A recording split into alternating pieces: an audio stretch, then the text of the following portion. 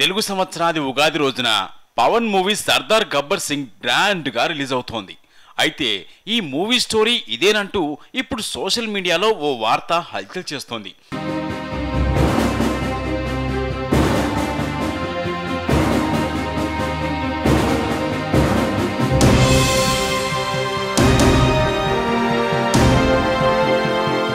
రతన్పూర్ గ్రామ చరిత్రను సర్దార్ వివరించడంతో సినిమా మొదలవుతుందని, ఆ గ్రామానికి పెద్ద అయిన ముఖేష్ ఋషి అక్కడి భూస్వామి శరద్ కేల్కర్ ఆగడాలను ఎదుర్కోలేకపోతాడు.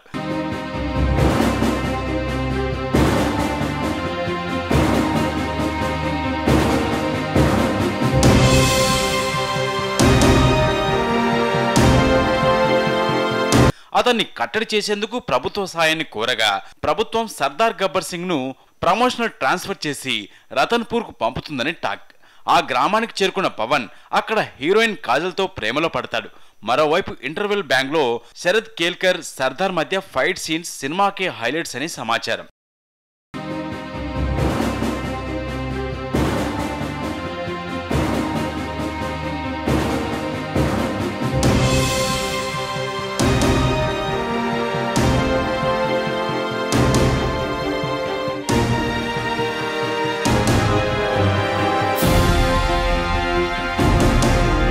ఇదిలా ఉంటే 72 గంటల్లోగా ఉద్యోగం నుంచి డిస్మిస్ చేసేలా చూస్తానంటాడు విలన్ కేల్కర్ చేసిన సవాల్ను సర్దార్ సీరియస్ గా తీసుకుని అతడికే చుక్కలు చూపిస్తాడు. ఇక విలన్ గ్యాంగ్ అరాచకాలను ఎదుర్కొని ఫ్యూడల్ భూస్వామ్య వ్యవస్థను హీరో ఎలా నాశనం చేశాడన్నదే సర్దార్ థీమ్ అని తెలుస్తోంది.